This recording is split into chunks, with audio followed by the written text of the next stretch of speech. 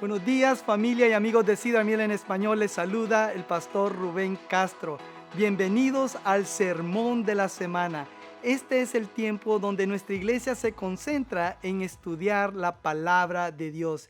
Y estoy muy emocionado porque hoy estamos lanzando una nueva serie de predicaciones para la temporada de otoño. Y es mi oración que usted no se pierda ninguno de estos mensajes y que además pueda compartirlos con sus familiares y sus amigos. Durante las próximas 8 semanas vamos a estar tomando un corto viaje a través del libro de Romanos en el Nuevo Testamento, en una serie que hemos titulado Transformados. Cuando estudiamos el libro de Romanos hay mucho que ver, hay mucho que estudiar, pero en esta serie solo tenemos 8 semanas. Así que solo vamos a enfocarnos en algunos de los puntos más importantes. Pero en este viaje les pido que aprovechemos al máximo estas 8 semanas de estudio y dejemos que Dios transforme todos los aspectos de nuestras vidas. Vamos a tratar de sumergirnos lo más que podamos en esta serie de estudios, así que pidamos a Dios que en esta serie Él pueda hablar a nuestro corazón y que podamos ser transformados a la imagen de nuestro Señor Jesucristo. Les invito a que oremos. Padre, le pedimos, Señor, que uses esta carta a los romanos con el mismo poder que la usaste con ellos, con nosotros, Señor, para que nuestra vida pueda ser transformada por el Evangelio y que nuestras vidas puedan ser transformadas a la imagen de Cristo Jesús. Te lo pedimos en su nombre. Amén. Es el año 57 después de Cristo y desde la ciudad de Corinto, en el Asia Menor, en este país de hoy que llamamos Turquía, Pablo escribe una carta a un grupo de seguidores de Jesús, los cuales se encuentran en la ciudad de Roma. E inmediatamente en esta carta nos damos cuenta que Pablo nunca ha estado en Roma. Es decir, que Pablo nunca ha conocido a estas personas a las cuales les está escribiendo. Pero obviamente ha habido algún tipo de correspondencia entre ellos y Pablo siente que esta joven iglesia necesita una fuerte dosis del evangelio. Por eso escribe de una manera apasionada, de una manera persuasiva, para explicarles cómo el evangelio crea una transformación en la vida de una persona que ha puesto su fe en Jesucristo. A veces, hermanos, cuando pensamos en el evangelio, nos sentimos tentados a pensar que es el mensaje básico de la salvación. En otras palabras, que solo sirve el evangelio para llevar a una persona a los pies de Cristo. Pero déjenme decirles, el evangelio no solo es salvación, el evangelio también es transformación. Nos transforma, cambia nuestras vidas. En Romanos, Pablo está escribiendo sobre el poder transformador del evangelio y note esto, Pablo está escribiendo a las personas que ya creen, a cristianos, a los seguidores de Jesús. Y esto lo vemos claramente desde el inicio de la carta, en el capítulo 1, versículo 7. Ahí dice Pablo: a todos los que estáis en Roma, amados de Dios, llamados a ser santos. Claramente podemos darnos cuenta que está escribiendo a personas que ya han puesto su fe en Jesús, a personas que ya están caminando con el Señor Jesús. Y lo que Pablo les está pidiendo a estos cristianos es que se sumerjan con él en el evangelio, porque si se sumergen en él, en el evangelio, este tiene el poder de transformar completamente sus vidas. Así que esta mañana vamos a comenzar nuestro recorrido de este estudio por Romanos, leyendo Romanos 3, capítulo 21 capítulo 3, versículos del 21 al 26. Déjeme decirle, a este texto se le ha llamado el pasaje más importante de Romanos. Lo que es Juan 3:16 para el Evangelio de Juan, Romanos 3, 21 al 26 lo es para esta carta de Romanos. Es más, Martín Lutero dijo que Romanos 3, 21 al 26 es el punto principal y el lugar central de esta carta y de toda la Biblia. Y no solo eso, dijo que en este pasaje está el corazón de la reforma. Qué importante, ¿no es cierto? Y la razón es porque en estas palabras Pablo compartirá las buenas nuevas de cómo todos los seres humanos pueden ser restaurados a una correcta relación con Dios. Con esto en mente, quiero que comencemos a leer este texto, Romanos 3, versículo 20. Este dice así: ya que por las obras de la ley, ningún ser humano será justificado delante de él, porque por medio de la ley es el conocimiento del pecado. Pablo está resumiendo aquí lo que él ha estado argumentando los dos capítulos anteriores. Y es esto, que todos nosotros, tanto las personas religiosas como las personas no religiosas, estamos tentados a tratar de ganarnos nuestra propia justicia y demostrar nuestra propia aceptación delante de Dios siguiendo una ley moral. Ahora, para una persona no religiosa, Pablo dice que la ley está escrita en sus corazones. Es decir, que las personas tienen un sentido intuitivo acerca del bien y del mal. Pero hay un problema. ¿Y cuál es ese problema? La gente elige hacerlo borroso, eligen diluir las líneas de la moralidad. ¿Y cómo hacen esto? Bueno, la gente usualmente se compara con otras personas que son, obviamente, peores moralmente que ellos. Personas que viven su vida de una peor manera. Por eso siempre se ven a ellos mismos como buenas personas. Y claro, si se comparan con otras personas peores a ellos, siempre se verán como buenas personas. Siempre saldrán en carroza, dicen en mi país. Y esta es la razón por la que casi todas las personas con las que usted y yo hablamos dirán que son buenas personas, porque ser una buena persona es una idea algo borrosa cuando no hay un estándar específico en el cual ellos se pueden comparar.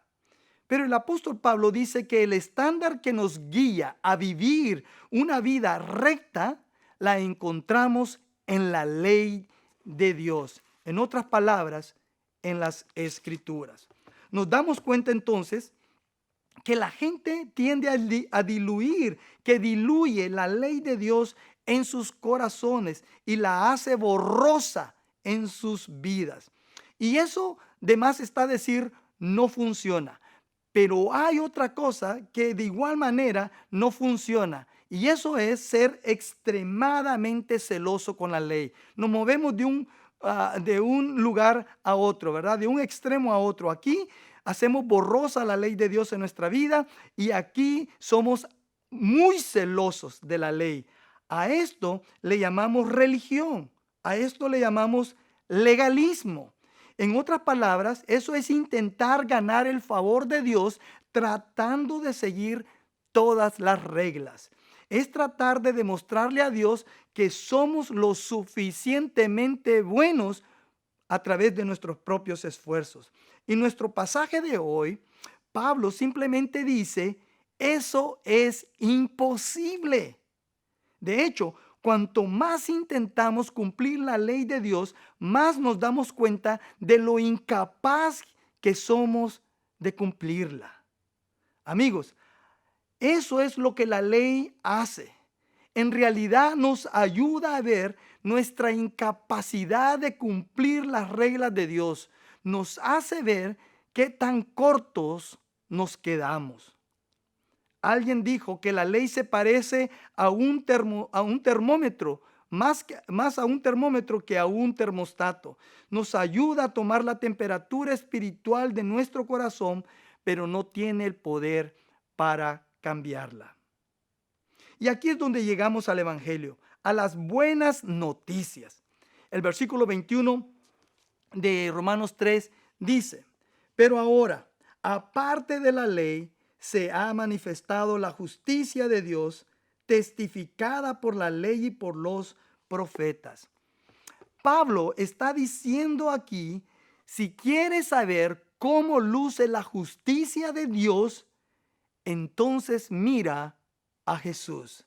Dice que ahora la justicia de Dios se ha manifestado, se nos ha mostrado, se nos ha revelado en la persona de Jesucristo. En otras palabras, ¿cómo se vería una persona si pudiera vivir de acuerdo con los estándares, de acuerdo con las normas de Dios? ¿Cómo se vería una persona si pudiera mostrar la justicia de Dios día a día en su vida? Te digo cómo. Se vería como Jesús, se pareciera a Jesús. Ahora, note que Pablo menciona la ley y los profetas. Esa es una forma de referirse al Antiguo Testamento. Y es que en el Antiguo Testamento se nos ha estado prediciendo la llegada del Mesías durante cientos de años atrás. Entonces, ¿qué pasa? Jesús aparece en escena como la manifestación tangible de la justicia de Dios. Entonces leemos en el versículo 22, la justicia de Dios por medio de la fe en Jesucristo para todos los que creen en Él, porque no hay diferencia. Aquí vemos a Pablo decir que ahora tenemos una imagen de la justicia de Dios en Jesús, pero también nos dice que usted y yo tenemos un camino que corregir delante de Dios. Y esto, dice, lo hacemos a través de la fe en Jesús, a través de la fe en Jesús, confiando en que Jesús nos hará justo y solo Él puede hacernos justos delante de Dios y no nuestros propios esfuerzos y no nuestras propias obras. Entonces, a este punto debemos preguntarnos, ¿en qué estamos creyendo nosotros? ¿En qué estamos confiando? ¿Confiamos en nuestros buenos méritos? ¿O confiamos en el camino a la justicia que Dios nos ha dado a través de su Hijo Jesús? Esta justicia la adquieren mediante la fe en Jesucristo todos aquellos que creen. La palabra aquí es creer. Luego Pablo nos recuerda que por cuanto todos pecaron y están destituidos de la gloria de Dios. Versículo 23.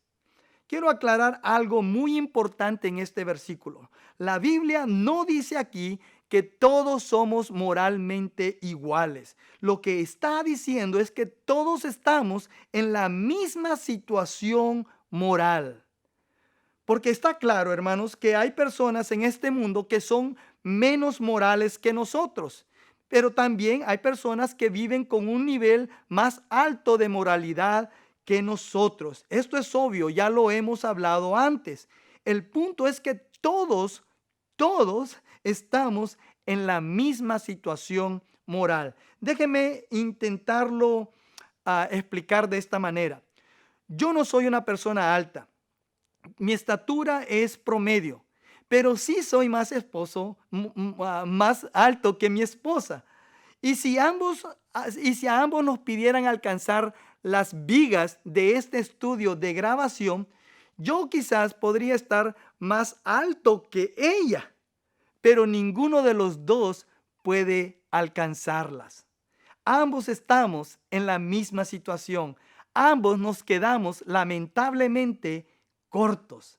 Y eso es exactamente lo que la Biblia nos recuerda aquí. Algunos de nosotros somos mejores que otros, moralmente hablando, pero al final ninguno de nosotros puede alcanzar el cielo con nuestros propios méritos. Todos necesitamos, por así decir, la cuerda de Jesús para llegar al cielo.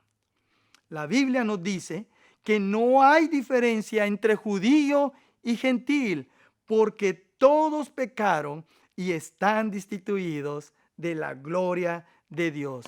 Versículo 24. Siendo justificados gratuitamente por su gracia, mediante la redención que es en Cristo Jesús. Y ahora llegamos a una capa más profunda de este asunto.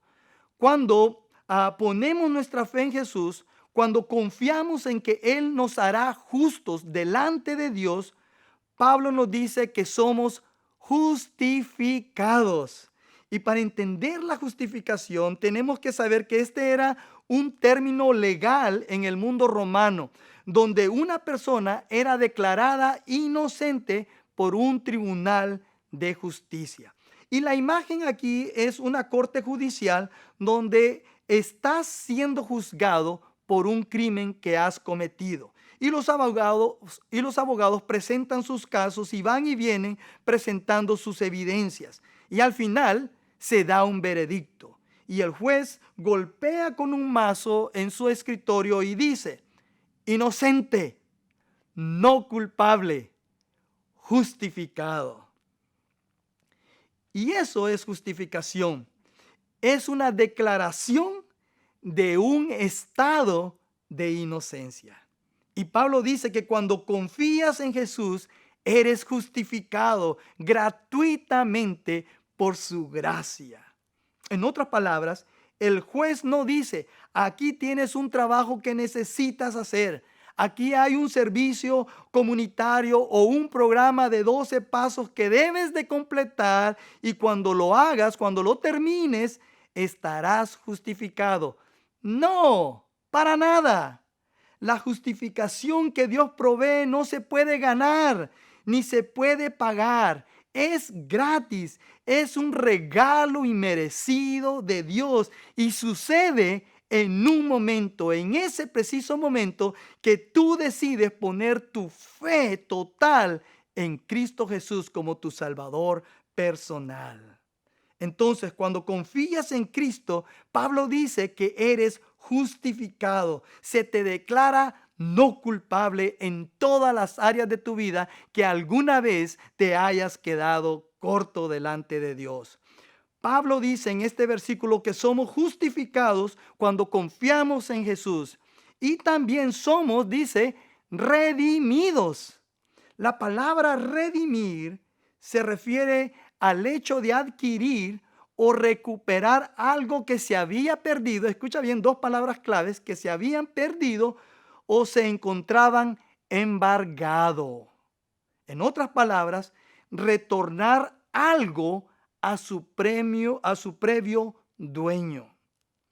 Un ejemplo de esto es cuando la gente está atravesando alguna crisis económica y agarra sus joyas y se va a la casa de empeño a empeñar estas joyas para obtener algún tipo de dinero que les pueda ayudar a salir adelante en esa crisis económica. Pero después de un tiempo las vuelven a comprar y a eso se le llama redimir. Recuperar la posesión de algo, pagar el precio necesario para que se le devuelvan las joyas a su legítimo propietario. Y lo que Pablo está diciendo aquí es que en el centro mismo de las buenas nuevas está esa realidad. Dios ha pagado el precio para que vuelvas a tener una relación con Él. Por esa razón le llamamos a Jesús nuestro Redentor, porque Él nos ha redimido. Querido hermano, querida hermana en Cristo, Dios te ha redimido. Dios te ha recomprado a través del sacrificio y con la sangre de su Hijo Jesucristo. Aleluya. Y hermanos, esto por supuesto nos lleva a la pregunta: ¿cuál fue el precio? ¿Cuánto tuvo que pagar Dios por redimirnos? ¿Cuánto tuvo que pagar Dios por devolvernos a la relación correcta con Él? el versículo 25 nos da la respuesta. Dice, a quien Dios puso como propiciación por medio de la fe en su sangre. Amigos, la Biblia nos dice que el precio fue alto, que el costo de mi pecado, de tu pecado y del pecado de todo el mundo fue que Jesús tuvo que dar su vida por él y por ti y por mí. Jesús no tuvo que dar, su vida por él. Dio su vida por ti y por mí, por la de todo el mundo. Jesús derramó su sangre por todos nosotros. Ahora, la palabra griega que aparece ahí, propiciación, es una palabra que Pablo usa aquí y que su significado es sacrificio de expiación. Esto significa que el pecado puede borrarse porque se satisface la justicia de Dios. En otras palabras, alguien ha pagado el precio por el mal que se ha hecho o que hemos hecho. Y la idea es que Jesús cambia de lugar con nosotros. Él paga el precio y recibe el castigo de nuestro pecado. Y nosotros obtenemos el beneficio de su justicia. Esto es lo que el Evangelio nos dice que Jesús ha hecho por ti y por mí. Quiero que notes esto. El Evangelio dice que Jesús pagó el precio por tu vida injusta, mientras tú recibes la recompensa por su vida justa. Esas son las buenas noticias del Evangelio. Amigos, escuchen lo que les voy a decir. Jesús está dispuesto a intercambiar lugar contigo.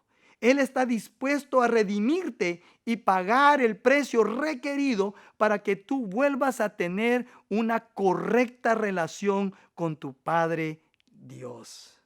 Esa es la buena noticia. Eso es lo que significa ser cristiano. Ser cristiano significa esto. El cristiano es una persona que recibe el regalo gratuito de la justificación y redención que Dios ofrece a través del sacrificio expiatorio de Jesús en la cruz. Sé que es un poco largo, pero es poderosa esa declaración. El versículo 25 nos dice que Dios presentó a su Hijo Jesús como un sacrificio de expiación mediante el derramamiento de su sangre. Y también nos dice que esa justificación y redención que Dios provee a todos aquellos que creen en Jesús se recibe mediante la fe. Y esa es la pregunta que debes de hacerte en este momento. ¿Has recibido por fe a Jesús como tu Salvador personal? ¿Has depositado tu confianza en Él? ¿Has recibido por fe el regalo gratuito de la gracia que Dios te ofrece a través del sacrificio de Jesús en la cruz del Calvario? Porque si es así, la Biblia dice que ahora eres justificado. Eso quiere decir inocente. La Biblia dice que ahora eres redimido. En otras palabras, hoy estás en una correcta relación con Dios. Aleluya, gloria sea su nombre. Y esa relación correcta, esa relación proporcionada por el Evangelio de Jesucristo es lo que alimentará la vida transformada que Dios desea que tú vivas. Y esa es la vida de la que estamos hablando en esta serie. Una vida alimentada por las buenas nuevas del Evangelio que dice que ahora aquellos que han puesto su fe en Jesús están libres del pecado y están completamente justificados y redimidos por la gracia de Dios a través de la fe en Jesús. Gloria sea a su nombre. Si ya eres un seguidor de Jesucristo, este es el tiempo, querido hermano, querida hermana, de agradecerle a Dios, de que tu corazón se deshaga en alabanza y adoración a Dios por lo que Él ha hecho, por el precio tan alto que Él tuvo que pagar, para que ahora tú le puedas llamar Padre y puedas tener la seguridad de tu perdón y de la salvación eterna de tu alma. Alábale, que tu corazón se derrita, que tus labios no paren, que tu mente se sobreexalte de alabanza y adoración a su nombre. Y si tú, querido amigo, querida amiga, aún no le has entregado tu vida a Jesús, déjame preguntarte, ¿qué estás esperando para hacerlo? ¿Qué estás esperando? Jesús está listo para intercambiar lugar contigo. Jesús quiere pagar el precio por tu vida injusta para que tú recibas la recompensa de su vida justa. Jesús te ofrece la salvación eterna de tu alma. Entrégale tu vida hoy a Él. Oremos. Si tú me escuchas y tú todavía no le has entregado tu vida a Jesús, dile que venga a tu vida. Invítalo a que sea el Salvador de tu vida. Dile estas palabras: Señor Jesús, perdona todos mis pecados. Sé que he vivido contrario a tus mandamientos. Me arrepiento. Soy pecador. Salva mi alma hoy, para que el día que yo muera pueda estar seguro de que dejaré este mundo para pasar a tu presencia. Dame la seguridad de mi salvación y el perdón de mis pecados. Por fe, hoy te prometo seguirte los días que me quedan de vida. En Cristo Jesús. Amén. Querido amigo, querida amiga, si tú hiciste esta oración aceptando a Cristo como tu Salvador personal, házmelo saber, por favor. Escríbelo aquí en los comentarios y haznos saber a todos nosotros que has aceptado a Cristo, para que toda nuestra iglesia pueda orar por ti y nos podamos regocijar con esta decisión que es la más importante en tu vida. Gracias por estar conmigo este día. Les amo mucho. Hasta pronto.